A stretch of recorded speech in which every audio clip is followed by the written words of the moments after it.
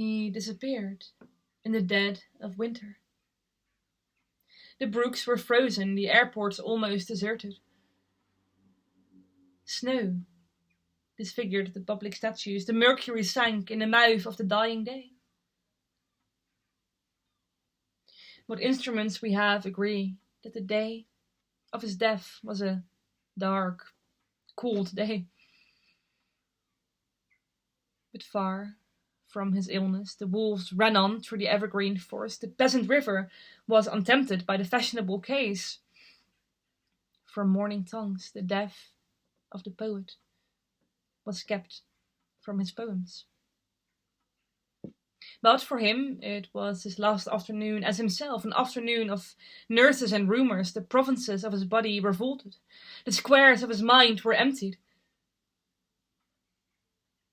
Silence invaded the suburbs.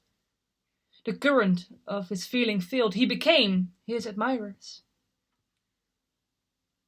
And now he is scattered over 100 different cities and wholly given over to unfamiliar affections to find his happiness in another kind of wood and be punished under a foreign code of conscience.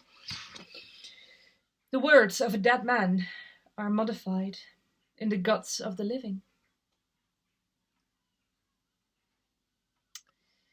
But in the importance and noise of tomorrow, where the brokers are roaring like beasts on the floor of the bourse, and the poor have their sufferings to which they are fairly accustomed, and each in the cell of himself is almost convinced of his freedom.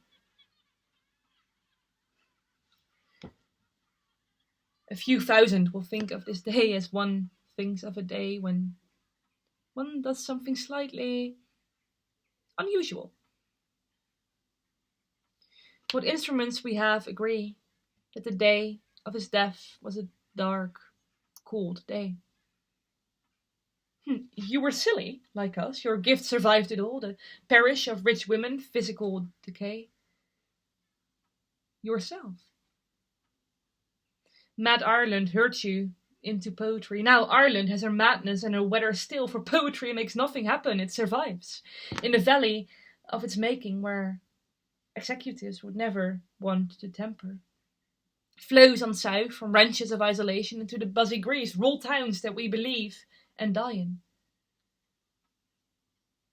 A way of happening, a mouth. Earth, receive an honoured guest. William Yeats is laid to rest. Let the Irish vessel lie emptied of its poetry.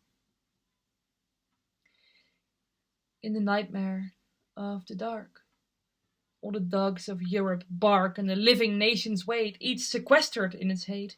Intellectual disgrace stares from every human face, and the seas of pity lie, locked and frozen in each eye. Follow, poet, follow right, through the bottom of the night. With your unconstraining voice still persuade us to rejoice. With the farming of a verse, make a vineyard of the curse. Sing of human unsuccess in a rapture of distress. In the deserts of the heart, let the healing fountain start.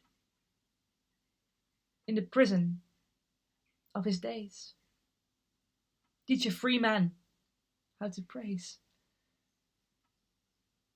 Thank you. Auden's masterpiece, In Memory of WB Yeats. I hope you enjoyed it.